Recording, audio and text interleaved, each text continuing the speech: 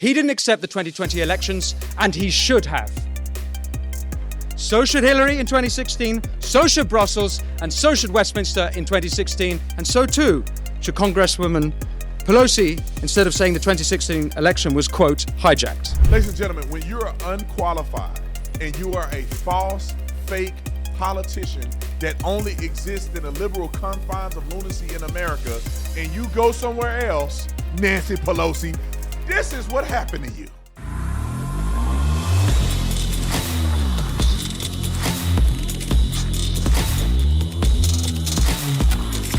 This video is brought to you by TatumStore.com. TatumStore.com, y'all better get you one of these shirts. We literally sold out of these shirts in the first 10 minutes that we had them up on the website. We restocked, so go get you some shirts today, and we made hundreds of them. Why? Because Pure Choice Apparel, which is my company, we make the shirts right here in Scottsdale, Arizona, right underneath where this office is at. Yeah, I think it's right underneath this. This is where our print shop is at, so we can make them on demand. So go get you one of these shirts. Discount code, we'll put it in the description section, 30% off. Only because I want people to wear the shirt. 30% off is crazy. But I want you to have the shirt in your possession, so I'll discount it for you. I know times is rough, money is funny, and change is a little strange. Like, subscribe to the channel. Let's get into this. Ladies and gentlemen, and ladies, listen to Nancy Pelosi going to Oxford in a debate. And the young man, whom I don't know his name, his name is irrelevant. He is dropping truth bombs from way up here. Just dropping truth bombs. But I want y'all to hear this because it's going viral. I don't know why these politicians think that they can literally save face, and that this is what I think. I think they're so deranged and delusional, and people fluff them up in America, and they're cushioned and protected, and the media protects them, that when they go to other places, they get utterly embarrassed at the lunacy that they're perpetuating in America. And people like her and her decrepit husband over there, they cannot stand dissent. Because in America, they're cushioned. In America, they just say whatever they want to say. They ruin people's lives, and they cheat, and they steal money, and they insider trade, and they do all these other things. But then when they go offshore, they get exposed. The fact is that using whether it's people different from me, nationalism, populism, is a very dangerous threat to democracy, not just in America, where we're seeing it play out, but in the whole world. In the context of a fight between democracy and autocracy, not mine, but the version of populism, ethno-nationalist populism, which tries to bring down education and fake news, the media, which is a protector of democracy, that version is contributing in countries other than our country and is a danger to democracy. We think democracy is on the ballot in America. It's a victory that we must win. So I urge you to think in terms. What is she saying, bro? What is she saying? These Democrats live in a word salad. They just talk in circles. It is the neo-central national that votes in America that hurts America all over the world. But it haven't stopped you from insider trading, allegedly. It ain't stopped you from insider trading, allegedly. Okay. Of the word says it's a threat. You're going to deny that it's a threat to democracy in the versions that have emerged in America so clearly? And why does everybody here say to me, what happens if he gets elected? Well, you can't let that happen, because for us, this election is Washington crossing the Delaware. Let me address some common fallacies, some of which have been made tonight. Eat! Come on, somebody get eating. You know how Ezekiel Elliott used to score them touchdowns? I never liked Ezekiel Elliott, Ezekiel Elliott. I don't know him personally. I just never I feel like he was overrated. You know, I don't know. But Ezekiel, when he scored a touchdown, he'd be eating. Well, this is Ezekiel Elliott, ladies and gentlemen. He finna start eating. Roll the clip. If the motion was that demagoguery was a threat to democracy, I would be on that side of the House. If the motion was that political violence was a threat to democracy, I'd be on that side of the House. January 6th has been mentioned. A dark day for America indeed. And I'm sure Congresswoman Pelosi will agree that the entire month of June 2020, when the federal courthouse in Portland, Oregon was under siege and under insurrection by radical progressives, those too were dark days for America. Right? I mean, hey, look. Strategic debate point. Create a scenario in which your opponent can agree and that you both can acquiesce to, and then show the hypocrisy with that same scenario in something that they refuse to talk about.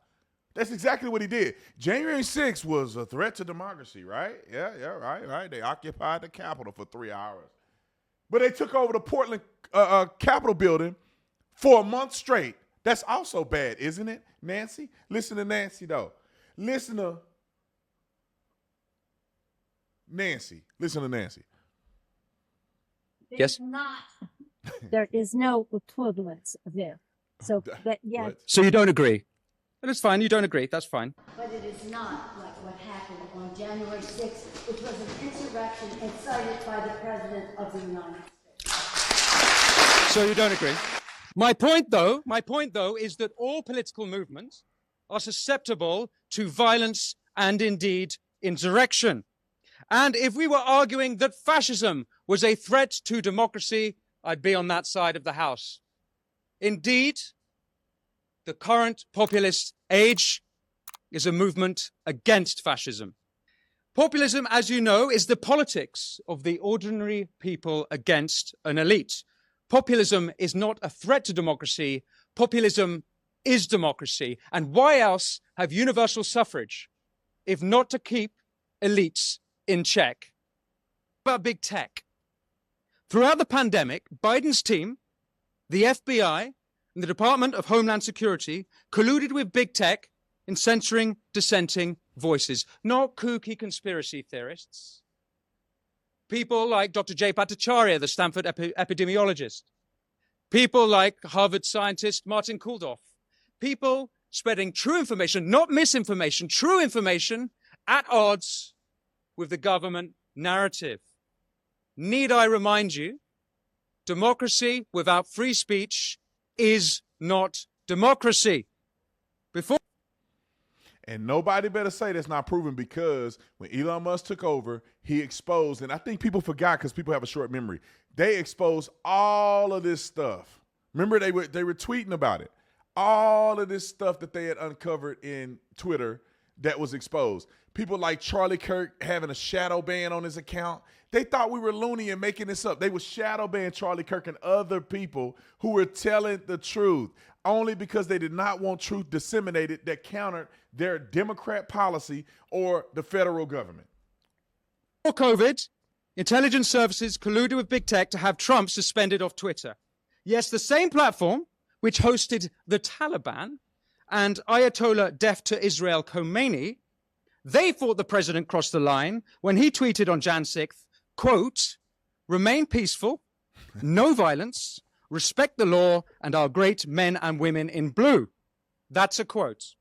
You may be thinking now that Trump is a populist. You are right. He didn't accept the 2020 elections, and he should have. So should Hillary in 2016, so should Brussels, and so should Westminster in 2016, and so too should Congresswoman Pelosi, instead of saying the 2016 election was, quote, hijacked. Who is this man? Who is this man? Let me buy you a beer, son, or some Irish whiskey. I don't know what they drink over there. Maybe some bourbon. Maybe bourbon to be fine. Okay, Scottish, some scotch. Anyway, let's have a drink. Quote, hijacked. Thank you. Look at that. Oh my God, I'm enjoying this way too much. I told y'all this kid is incredible and he's brilliant. Does he believe that Donald Trump should have acquiesced to the 2020 election? No, he doesn't. He doesn't. But what he does is he finds common ground with the enemy to say, hey, we should do this, right? And they're hypocrites. Because if they're saying that Donald Trump should have accepted the election, then when they denied it in 2016, they wrong too, right? That boy brilliant. Look at him. We don't accept the results of. Okay. Look What at about him. the mainstream media? Let me read you some mainstream media headlines. The New Yorker, the day before the 2016 election. The case against democracy.